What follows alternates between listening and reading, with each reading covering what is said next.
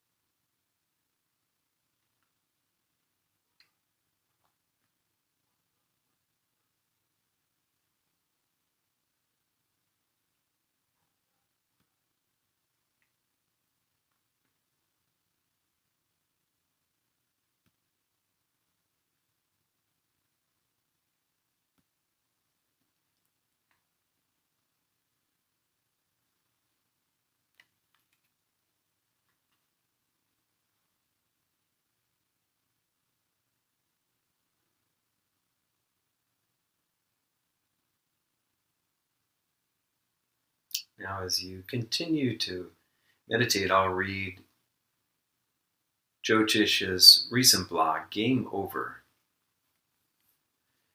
The major premise of Paramhansa Yogananda's first book, The Science of Religion, is that everyone in the world shares the same basic motivation: to be happy and to avoid pain. I've been reading a book with a similar theme, 12 Rules for Life, An Antidote to Chaos, by a psychologist and philosopher, Jordan B. Peterson. This theme is similar to Yogananda's, but he states it slightly differently. Life is a quest to maintain order and avoid chaos. He has an interesting explanation of the well-known yin-yang symbol. The white half, he says, represents order, and the black half chaos. We and all living things constantly tread the winding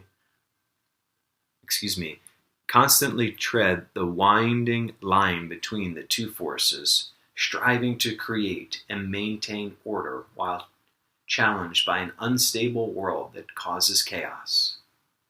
Order allows us to live and prosper, while chaos brings the threat of ruin and death. The small dot of the opposite color in each side represents the potential for transformation. Most approaches, including Peterson's 12 Rules, are intended to show us how to better navigate our challenges to be healthier, wealthier, and happier. But as we progress to higher spiritual levels, we begin to tire of this limited reality. We yearn then for a guide who can show us the way out, one who has experienced his own consciousness beyond the limitations of the dream. He can teach us how to find the exit and the bliss-filled realms that exist beyond the world of Maya. Yogis must balance these two goals. Our teachings will indeed help us live successfully in this world of Maya, but more importantly, they also show us how to achieve unity, moksha, and escape altogether from the dream of duality. Our job, spiritually speaking, is to overcome the chaos caused by our ego consciousness. Master often spoke of this world as being like a dream or movie. Today, he might have used the analogy of a video game. Imagine a complex and incredibly addictive game called, quote, life. If we were thrust into a game with no memory of previous ones, we could be fooled into thinking that the current incarnation was all that existed. As long as we stay within the game of duality, we must play by its rules, which are designed to keep the game entertaining by threatening our order with chaos. As long as we are entertained, we will keep hitting the button that says, play again. The exit can be found only by detaching ourselves from our identity in the game. This we do by stilling the breath and withdrawing the mind and heart from outer stimulation and from their addictions.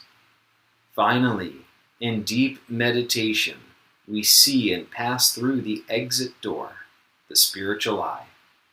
Then the illusion vanishes, and our soul awakes to the realization that it has been stuck in a dream, a self-enclosed circle of yin and yang. When that deep awakening comes, we are ready to return at last to our true home. Only then will we opt for the button that says, game over.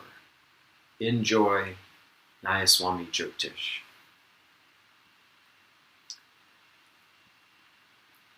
As I was reading and thinking about this blog today, the thought came to me, actually another formula for success, both material and spiritual, that Nayaswami Jyotish shared from Yogananda, one that he put together in a blog. This formula for success is 4 ingredients. Willpower, plus concentration, plus intensity, plus duration, equals success. So there's these 4 ingredients: will, concentration, intensity, and duration. So let's talk about those, because that's really, this formula for success is the way that we get to game over, where we can unplug from the video game that keeps going on and on. Willpower, Master Yogananda ji said, was desire plus energy directed towards a goal. So when we have this goal of game over, of getting out of the world of duality and returning to our home with God, that actually, it strengthens our will. Because when we have, that's why one of the most important things Yogananda said was to cultivate that deep desire for God, for love for God. That is, within willpower is desire. And in fact, it's what desire is what directs energy. Sri Yukteswar, in fact, went on to say that desire is the adhesive force that holds our three bodies together. So when we can begin to use our willpower in such a way that helps us to withdraw our energy and life force into the deep spine and back up to the point between the eyebrows, or the exit door, as Jyotish is saying, that is what will help us break this delusion and return to our home in God. So we've got willpower plus concentration. It's not just the energy. We then need to focus the energy and concentrate the energy. Everyone, in fact, there was I think it was Bill Gates' father was with Bill Gates and Warren Buffett, and he asked them both independently to write down one word on a piece of paper that led to their success. And each of them, without looking at each other's answer, wrote focus on that piece of paper. So it's that concentrated power that leads to success. We know this. We know that in any field, the people across fields are people of tremendous energy, but they also have a way to focalize that energy. This is where, of course, the yoga techniques are incredibly powerful. Yogananda ji called Hong Sa, that the technique of concentration, one of the first meditation techniques that he shares on the path of self-realization, he called the highest technique of concentration. So we have willpower, concentration, and then intensity. You know, in the West, I think sometimes we think of intensity and we get it confused with tension. Here we mean upward relaxation. You know, a laser beam, if it's hooked up to an outlet with only just a low voltage, it's only going to have, a small amount of power. But if we can increase that voltage and that intensity, it's going to stream through that. If that laser beam was shooting down, for example, into a pond that was frozen over, if we can increase that intensity, it will pierce through that sheet of ice much more quickly.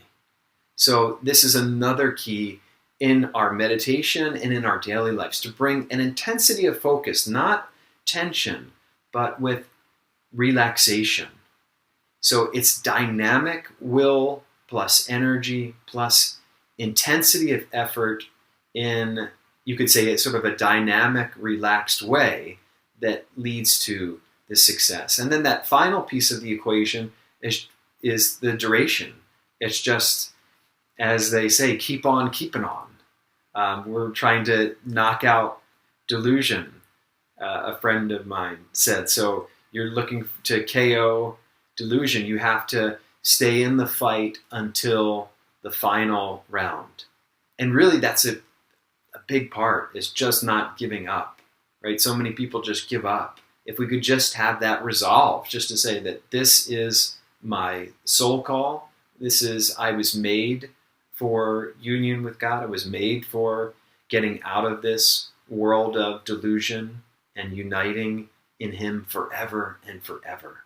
And then we will return to our eternal, ever blissful realm with God. So I'll just share briefly.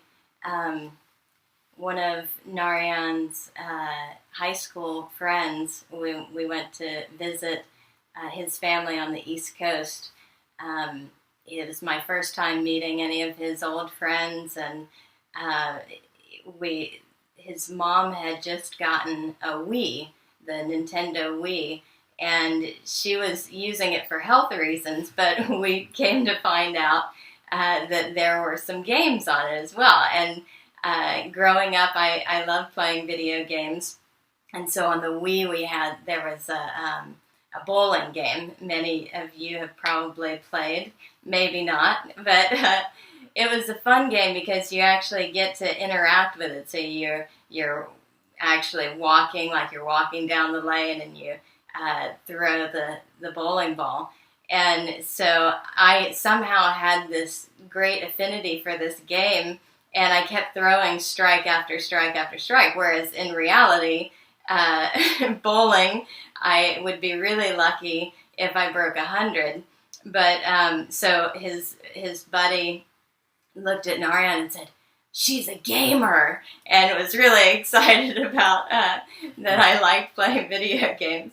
But anyways, that's just a funny aside. But, it's really, like Jyotish is saying, the whole point is, how do we hit that game over button? How do we decide we don't want to play again and play again? It's like Yogananda described this, just what Jyotish is sharing about play again, want to play again. You messed up in this way or in that way. Do you want to play again?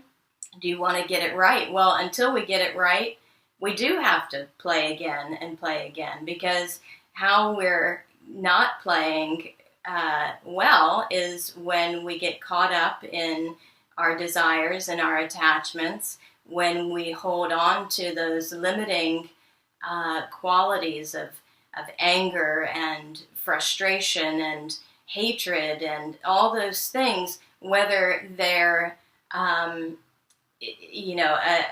desire like for an ice cream cone, or a desire, say, much deeper for a reciprocal loving relationship on this earthly plane. We're still keeping ourselves in that cycle of birth, life, death, rebirth. And until we say there's no way that an earthly relationship can bring me happiness, there's no way that an ice cream cone can fulfill that deep longing that all of us have in our hearts. And that longing in our hearts is only fulfilled by the love of God. There's a beautiful saying, and I don't remember where it came from, but I've heard it many times, that we have in our hearts a God-shaped hole.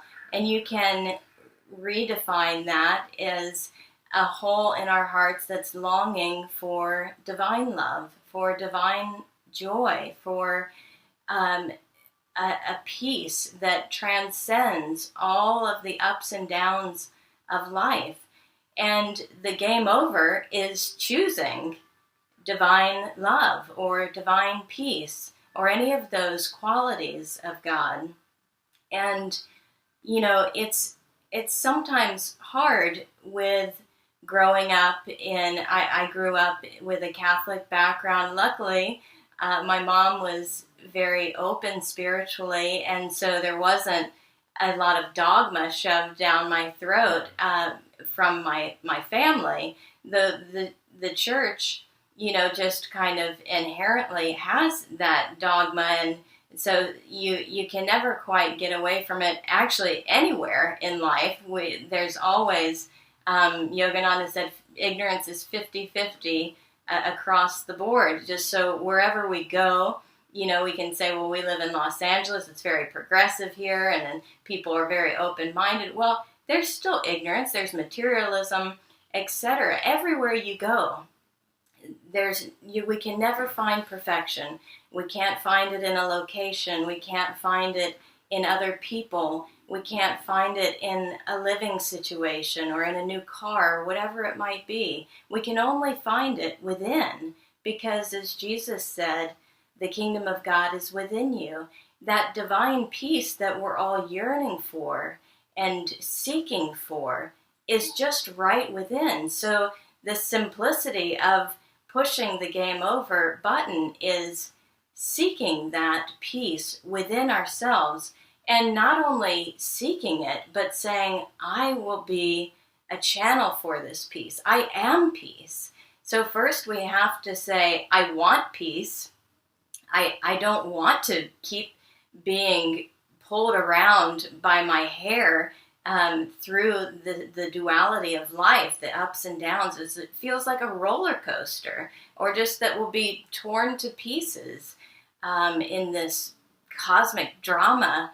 But when we get to that stillness within, Yogananda said, you can stand unshaken amidst the crash of breaking worlds. And that's really what we're seeking, is just to that deep calmness, and then the ability to share that deep calmness with everyone around us. And it's really just a process of loving peace, recognizing that peace is actually each of our essence. So feeling the peace within, recognizing I am that peace, you are that peace, and then recognizing everyone and everything in this game is a part of that peace. And in that way, feeling yourself expanding the peace to include everyone and everything around you. So we want to thank you for joining us. And hopefully at some point we'll figure out how to open it up for questions and such. At this point, we don't have an interactive way to do that, but hopefully by next week we'll figure out how you can send in comments or questions, and we can share in that way. In the meantime, feel free to get in touch with us through our email, narayan@anandala.org and dharmadevi@anandala.org, or you can call us too. Yeah, and we'll be actually back online on Thursdays. We'll have an ongoing series on the path of self-realization, so sharing the principles and techniques that Paramhansa Yoganandaji shared. And every Tuesday at this time at 5 p.m. Pacific as well, we'll share on Jyotish and Devi's Touch of Light blogs. And to sign up to receive their blogs each week, you can just go to jyotishanddevi.org, and it has there a link to their Touch of Light blog, and you can sign up to have it delivered to your email each week. So thank you again, and namaste, many blessings to you.